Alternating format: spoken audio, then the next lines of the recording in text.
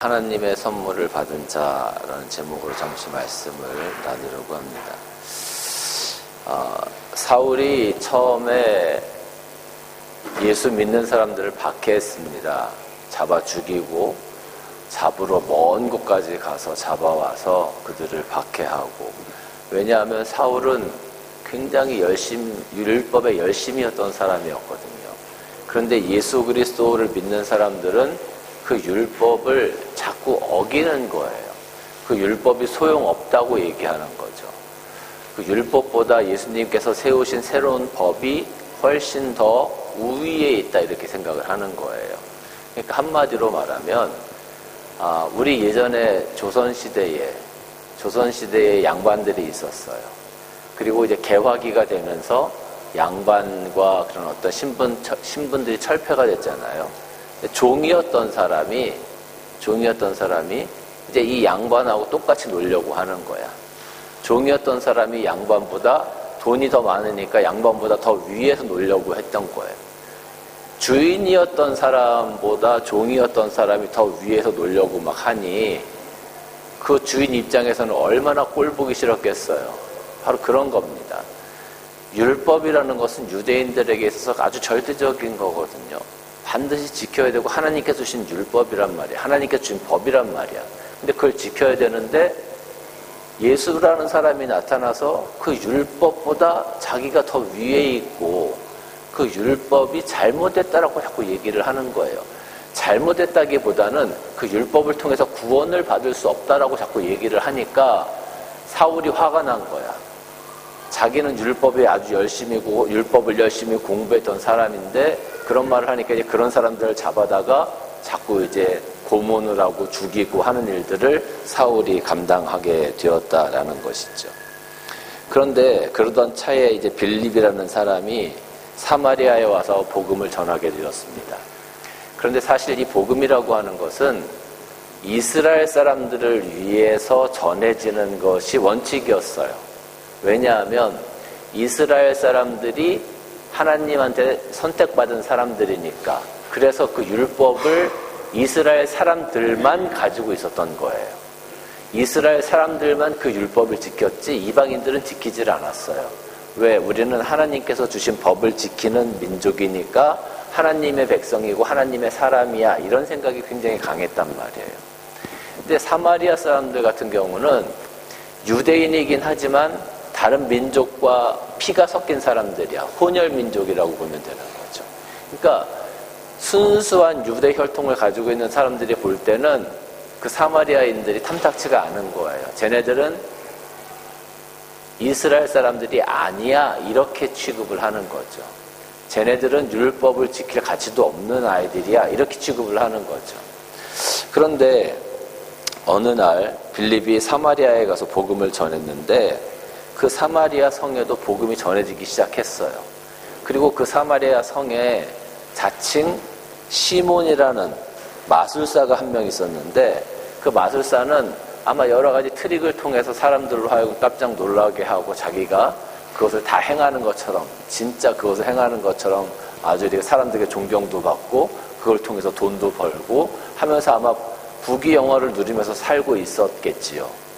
그런데 이 빌립이 가서 사마리아에 가서 막 이렇게 전도를 하고 이제 그걸 하고 이제 전도를 하는데 빌립이 하는 걸 가만히 보니까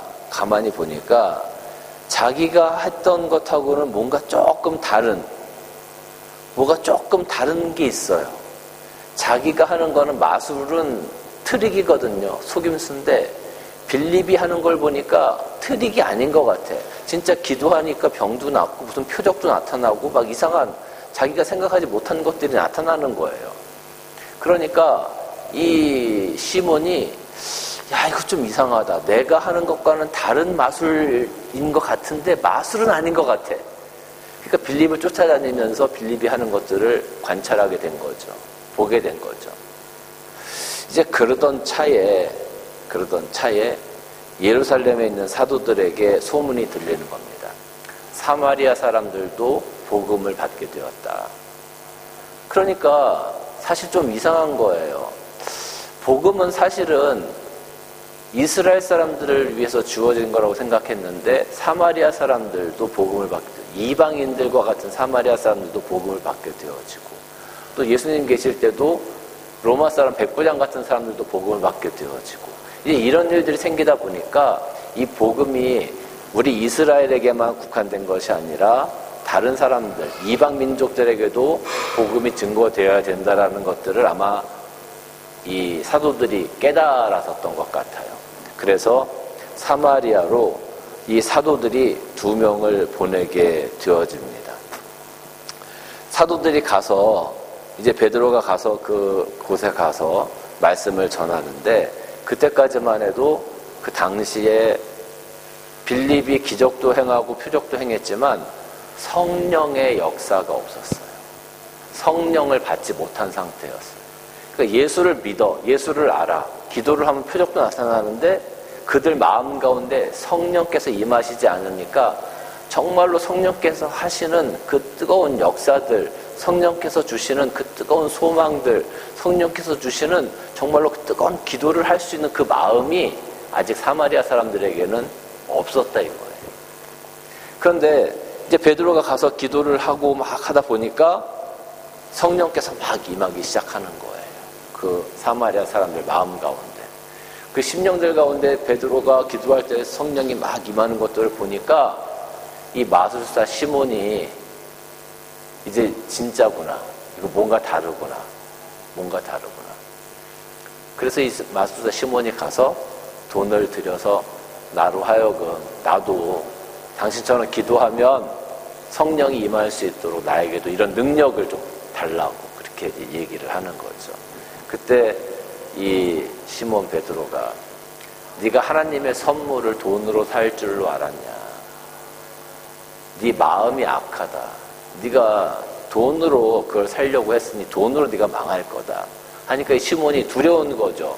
그 역사들을 다 봤잖아요. 성령께서 임하시는 것도 보고 표적이 일어나는 것도 보고 예수 이름으로 어떤 일들이 행해지는 것들도 다 봤기 때문에 너무 두려우니까 그 앞에 무릎 꿇고 이 저주가 나한테 임하지 않도록 나를 위해서 기도해 주세요. 이렇게 지금 하는 이야기가 오늘 본문의 내용입니다. 오늘 이 본문의 내용을 가만히 살펴보면서 저는 3가지 유형의 우리 교회 내에 있는 사람들의 모습을 한번 같이 생각해 보려고 합니다. 첫 번째는 사마리아인의 유형이에요. 사마리아인의 유형의 사람들은 초보적인 믿음을 가지고 있는 사람들이라고 할 수 있어요.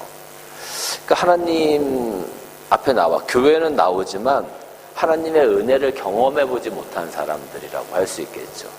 하나님의 은혜를 경험해 보지 못하니까 사실 교회 나오는 것이 힘들어요. 어떤 때는 교회에 나가고 싶은 생각이 안 들 때가 더 많고 교회 나가는 것이 힘들고 어려워.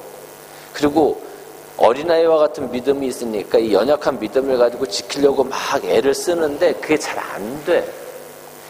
그 마태복음 13장 보면 돌짝밭에 떨어진 그 씨가 돌짝 밑으로 이렇게 뿌리는 내리지만 곧 해가 찌니까 그 뿌리가 다 내리지 못해서 그거만 말라 죽는단 말이에요. 그것처럼 복음은 들었어.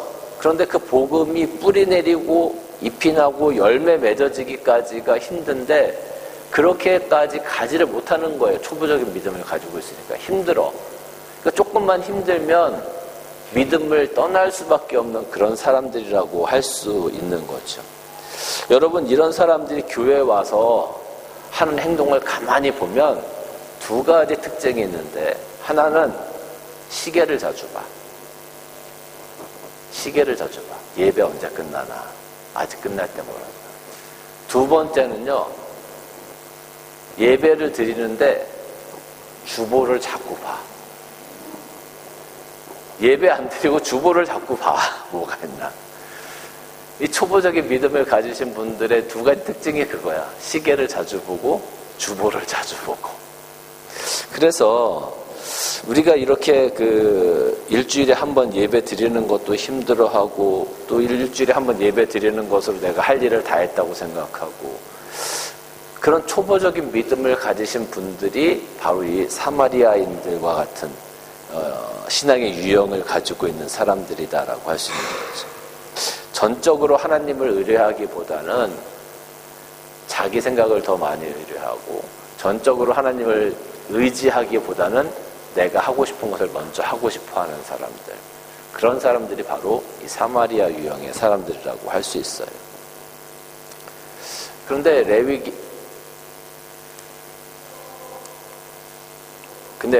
예레미야 3장 그 11절 말씀을 보면 하나님께서 이렇게 말씀하세요. 나 야훼는 멀리서 나타나 주었다. 내가 한결같은 사랑으로 너를 사랑하여 너에게 변함없는 자비를 베풀었다. 우리가 초보 같은 믿음을 가지고 있다 할지라도 하나님은 늘 우리를 향하여 내가 너에게 변함없는 자비를 베풀고 내가 변함없이 너를 사랑하고 있다라고 말씀해주고 계세요. 저는 우리 교회에 있는 모든 성도들이 이제는 이 사마리아와 같은 신앙의 유형에서 벗어나서 정말로 이 하나님의 사랑을 느끼면서 살아가는 여러분들이 다 되어지시기를 주님의 이름으로 축원합니다. 두 번째는 시몬의 유형이에요. 이 시몬은 돈과 이성으로 모든 것들을 할 수 있다라고 생각한 사람이었어요. 자기가 돈을 들이면 성령 받는 것도 살 수 있었고, 자기가 누리는 명성도 있었고, 모든 것들을 다 가지고 있는 사람이라고 할 수 있는 사람이죠.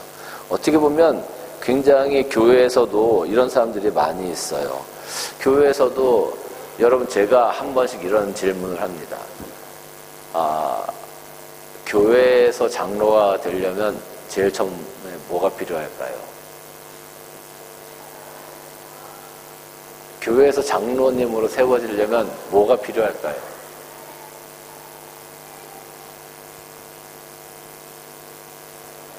이거 대답을 해야 설교가 되는데 대답을 안 하면 계속 이렇게 지금 한신두 씨가 계속 가는 겁니다.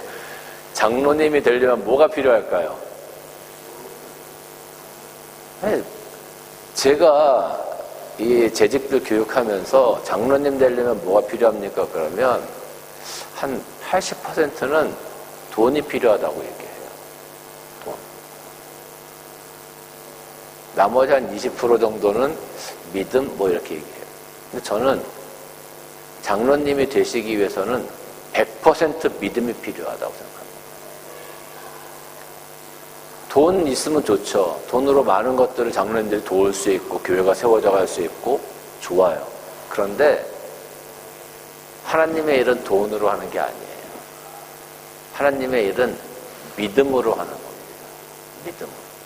그래서 저는 장로님이 되시건 권사님이 되시건 무조건 100% 믿음이 있어야 된다. 그러니까 저희 교회에서는 장로님 세우고, 아직 우리 교회는 장로님이 세우실 정도는 안 되지만 안수 집사님을 세우시거나 직분자를 세울 때 어느 교회에서는 얼마씩 낸다고 이렇게, 전 절대 그런 거 하지 말라 그래요. 돈으로 하는 게 아니다, 그건. 오히려 교회에서 저희가 선물을 줘요, 그분들한테. 오히려 교회에서 선물을 드리면서 열심히 헌신해달라고 부탁드려요. 많은 사람들이 착각하는 것 중에 하나가 바로 이런 거예요. 시몬과 같은 유형의 사람들이 너무 많아요, 교회에. 자기 생각으로 자기가 가진 것으로 모든 것들을 다 해나갈 수 있다고 생각하고, 그것이 이성적이라고 생각하고 합리적이라고 생각해요. 합리적으로 이성적으로 생각하고 교회에서 신앙생활을 하는 게 좋을까요, 나쁠까요?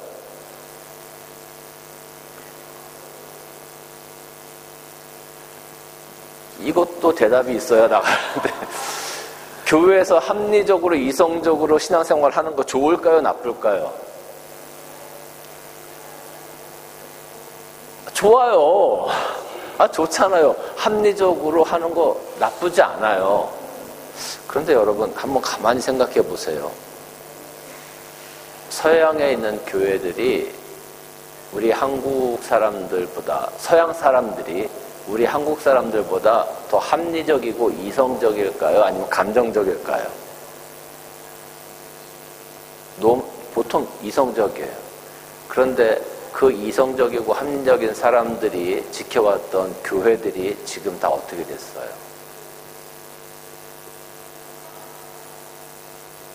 참 아이러니하죠. 우리는 분명히 합리적이고 이성적인 교회가 되어져야 된다. 상식적인 교회가 되어져야 된다라고 얘기하는데 그 합리적이고 이성적인 사람들이 지켜왔던 교회들이 지금 어떻게 되었는가를 바라보면 그 결과는 너무 이상한 거예요.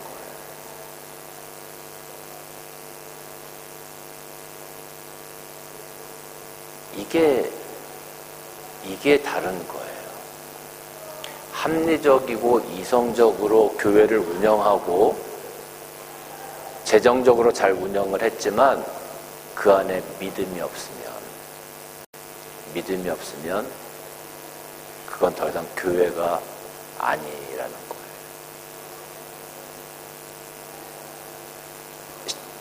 시몬이 그랬어요.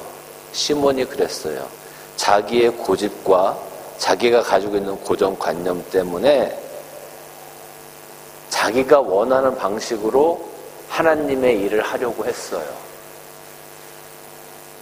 근데 그것이 잘못되었던 거더라.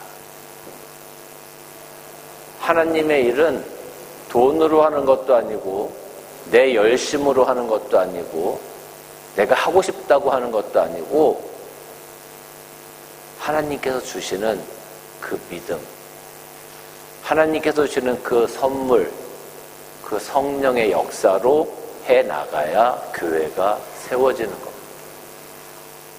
이거는요, 10,000명, 20,000명, 30,000명, 수백만 명이 모인다 그래도 만약에 그 사람들이 이 하나님께서 주시는 믿음의 선물을 가지고 일하지 않는다면 그것은 아무것도 아닙니다.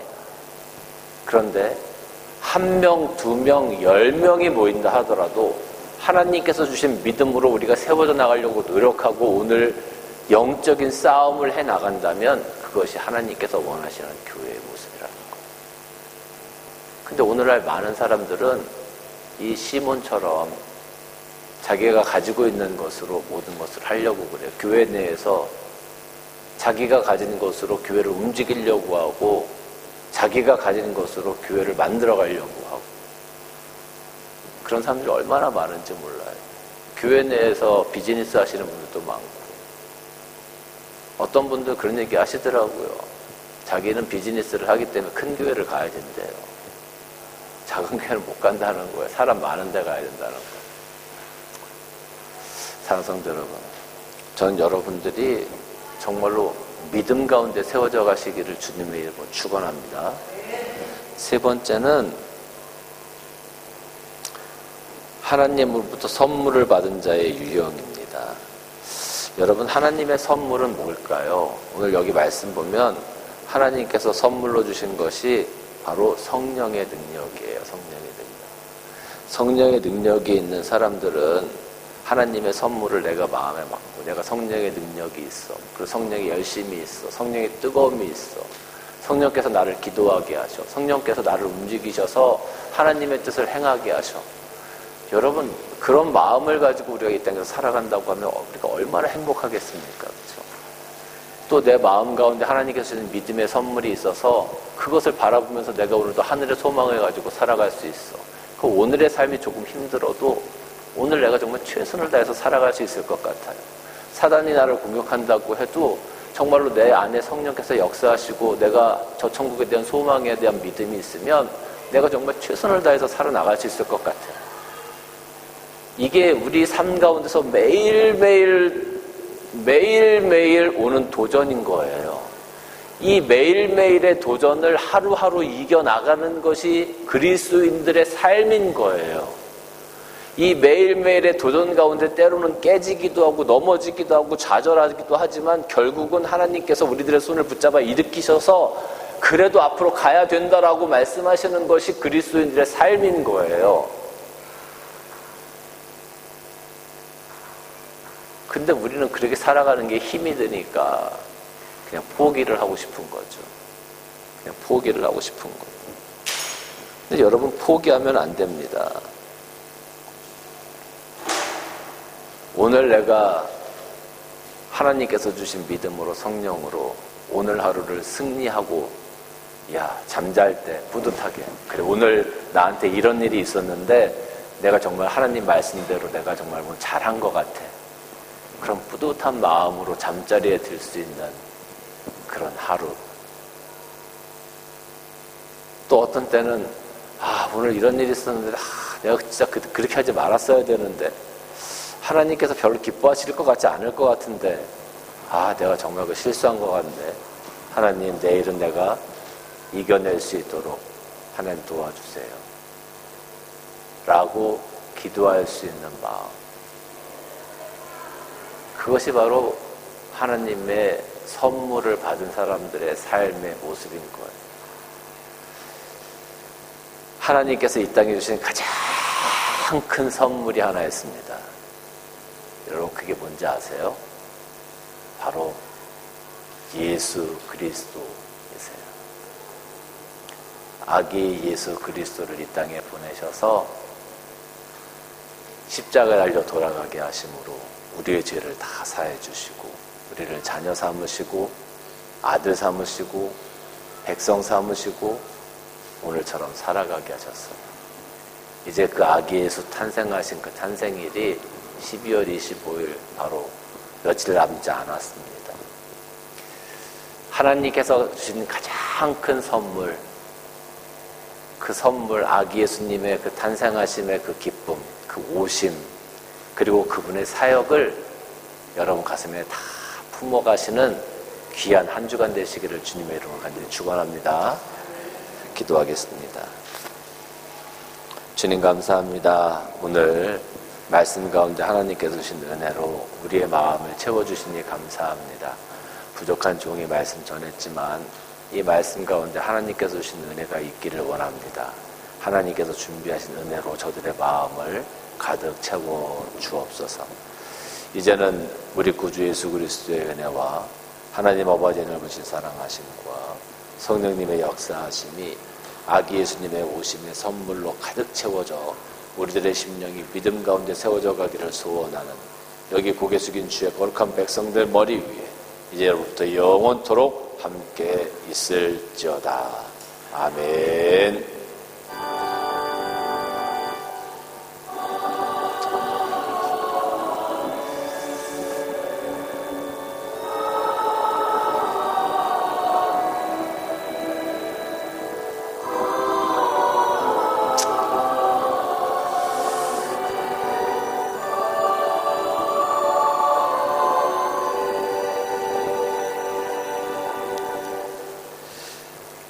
오늘 떡을 좀 준비했다고 하는 것 같아요. 같이 떡 나누시면서 담소 나누시고 차 드시면